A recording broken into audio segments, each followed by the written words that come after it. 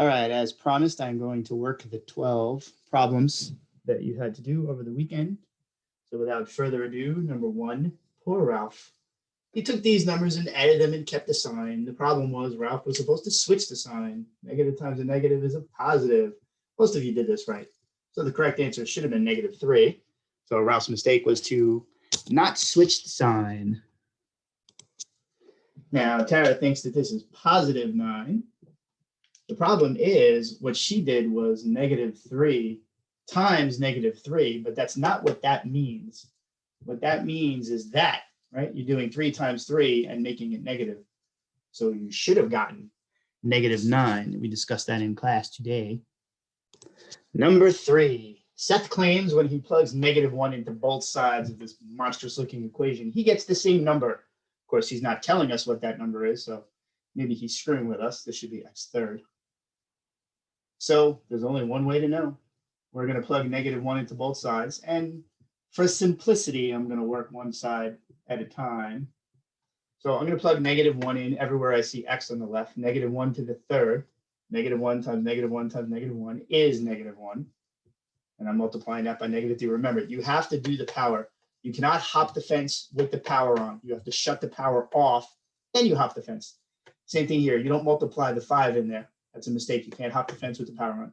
So you got to shut the power off. -1 squared is 1. And whoops, I was supposed to plug a -1 in there. -7 times -1 is +7. Now multiply that out. That's +3. Take away 5. 7 and 2 make 9. So let's see. We have 9 and 3 is 12. Take away 5 is 7. So we have 7 on that side. Let's see if we get 7 on the other side. Again, replace all the x's with -1. Don't be a dumbass like me and put a 1 there. So let's see. -1 squared is positive. 3 times -1 is -3. So let's see. We have 8. 2 times 1 is 2. So that makes it 10. Take away the 3. We do indeed get 7. Yay, we got the same number on both sides. So Seth is correct.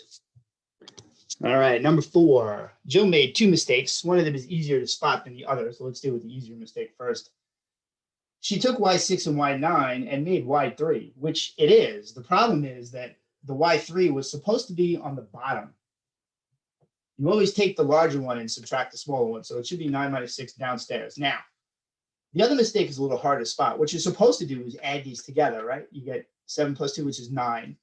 And then 9 take away 4 is x5.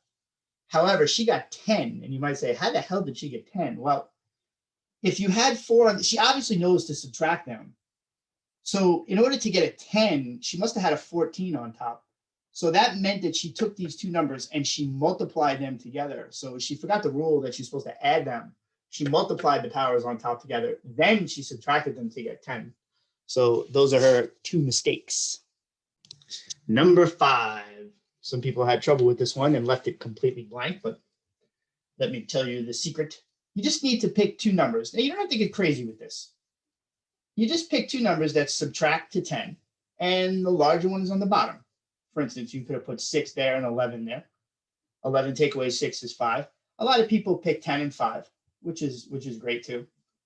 You know, some people did negative powers. You got to stay away from this. We don't do negative powers. You know, some people put extra stuff here, like they put like y2 and y2, and then, oh, you can cross them out. Completely unnecessary. You want to keep the problem very simple. 2 numbers that when you subtract them, you get 5, and the larger one is on the bottom. That's how you create one. Very simple.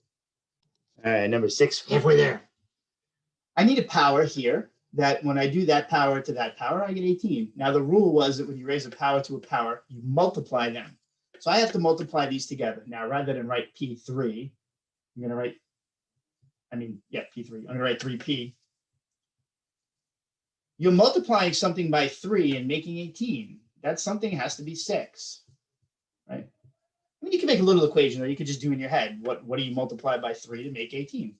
So the question is, does it work? And of course it works. If you do this 3 times, right, what does it mean to do the third power? It means you multiply it by itself 3 times. 6, 12, 18. Yeah, you add them all up, right? So it does work. The missing power is 6. All right, number 7. Raven decides she wants to add these like terms and get something that looks totally different. Well, 3 plus 5 is certainly 8. However, she made the cardinal rule mistake. If you had 3 apples and 2 apples, you have 5 apples, not 5 apples squared. I see this mistake a lot. People will just take these and just add the powers up. It doesn't work that way. You have apples. I don't know what the hell an apple squared is. You know, you can't, if you're adding the apple creature, you get the apple creature. So you're supposed to add and subtract the numbers in front and keep the letters and the powers exactly the same as they were. So Raven's mistake was to add the exponents when she was supposed to leave them the hell alone. Okay, number 8 is basically a simple multiply and collect. So we're going to distribute. I want to point out to you that I write my number 2 different ways.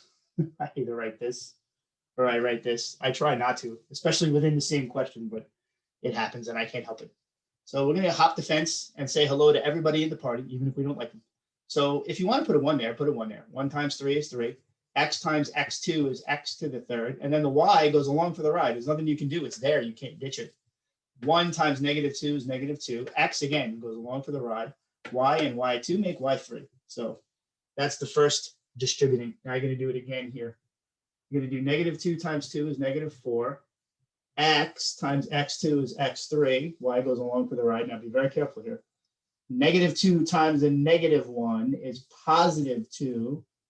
X, y3rd, right? Now, who goes together? Who looks exactly the same? These don't look exactly the same, but they have xy. But this is x3, this is x1. They're not the same creature. The x3y creature and the x3y creature. So I have 3 of them and I lose 4. That meant that I lost 1 of that creature. Now, if the 1 bothers you, then don't write it there. You can just put a negative. If you want to put -1, put it. Doesn't matter. Now, I have 2 xy3s and I lose 2 xy3s. Those go away completely and you're just left with that. So multiply and combine.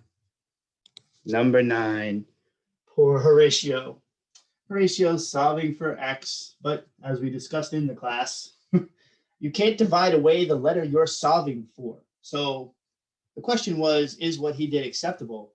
Now, people saw the 2 negatives and said, oh, yeah, sure, look, negative and negative is positive, 14 over 2 is 7. But as soon as you put this x here, it kills the whole, this is not acceptable. You cannot divide by the letter you're solving for, so take a lesson from Horatio and never do that when you're solving an equation. So that's his mistake. He divided by the letter. Number 10. Now, it may look nasty, but it's not that bad if you take your time and you watch your signs. I'm going to do all my multiplying, my distributing, and then I'm going to collect. Then I'm going to solve. So 3 times 2x is 6x. And then 3 times -1 is -3. Done. Now I have to do -8 times x. Now I have to do -8 times a -3. Be careful here. +24. Screw up that sign. The whole thing is shot. Be careful. This -8 doesn't come over and hit this. This is not inside these parentheses. So you're only multiplying those two by the -8. Now over here, you do 2 times x. And then 2 times 7, which is 14. I have a +10 there. And I have a -2x there, hanging out and waiting to see who they're going to hook up with. So here I have 6 x's. I lose 8, and then I lose 1 more, right? 6 x's, take away 8, take away 1. So 6 take away 9 is -3 x's. I don't need that anymore. So I used up him. Who am I left with? I'm left with a +24, take away 3. I have $24. I spend 3. Well, now I have 21. So some cuteness happens on the other side. I have 2 x's and I lose 2 x's. Then I have no more. 14 and 10 make 24. Now I have to get the letter on the left, the number on the right. And again, don't get cute with this. Leave this where it is. Subtract 21 from both sides. You subtract 21 from the left, it's not there anymore. Cross it out, it's eliminated. 24 minus 21 is 3. That -3x is still hanging out there. Now, don't be like Horatio from the problem before. You divide by the number in front of the letter. You do not divide by the letter. You divide by -3. You're not switching signs here, right? You're just dividing by whatever you see in front. So 3 over 3 is 1, and a positive over a negative is negative. So the answer is x equals -1. Do not even think about plugging it up in there and seeing if it works. Just solve. All right, number 11. We're going to do some double action. That just sounds wrong. Anyway, we're going to do our classic FOIL. What the hell is FOIL? First, outer, inner, last. It is nothing but you distributing each dude one at a time. That's all it is. The first guy goes twice, and then the second guy goes twice. That's where it comes from. So, you can ignore that dude, do your first and then your outer. So negative 4x and 5x. So negative 4 and 5 is negative 20. Be very careful with the signs here. X and x is x squared. Now in the outer, I have a negative and a negative, which is plus. 4 times 2 is 8, and the x goes along for the ride. Now, you can keep going in one line, or you can indent. I like to indent. Whoops, I messed up there. So I like to go underneath. It's just easier to see the like terms combined. So I have negative 3 times 5x, which is negative 15x. And then at the end, again, be careful. Negative 3, negative 2, timesing them, get positive 6. You see now everything is lined up right. The like terms go together. Negative 20x squared drops down. 8x's take away 15 is negative 6x's. And then you get a plus 6. Done. Easy peasy. This one I will write it all out in one line. C times C is C squared. At the end, now be careful here. You have C times a positive 9D. I'm going to write them in alphabetical order. CD. And now in the middle, I have negative 9 CD. Again, write them in alphabetical order. You don't want to write CD here and then DC. And you get confused. I don't know what to do. So keep the letters the same. Negative 9 and positive 9 is negative 81. And D times D is D squared. Now, you have 9 CDs and you lose 9 CDs. Nobody uses CDs anymore anyway. So they cross out completely. They're opposites. So they go away. You don't write anything at all. The middle terms are wiped out. There's your FOIL. All right, now, last question. Roy decides that when he squares this, he has to square the first dude and square the second dude. And he's almost right. Except the problem is that that's not what this means. When you square something, it means that you multiply it by itself. So referring to the previous problem, you have to FOIL this all out. Now, certainly 5y and 5y is 25y squared. And certainly negative 2 and negative 2 is plus 4. What he missed, though, he did the F and the L. He didn't do the oi. He didn't do the outer and the inner. He only, he missed a big part of his FOIL. So he didn't do the outer part and the inner part. The outer part gives you negative 10y, and the inner part gives you negative 10y. So altogether, now, if you spend 10 and spend 10, you didn't spend nothing. You spent 20. So minus 10y and minus 10y is minus 20y. So what he's missing, he's not right. He's almost right. But he needed to do the whole FOIL product. He missed the outer and the inner part. So he missed a big chunk of his answer there. So in the middle should be negative 20y. So that is the end of all the questions. I hope you enjoyed.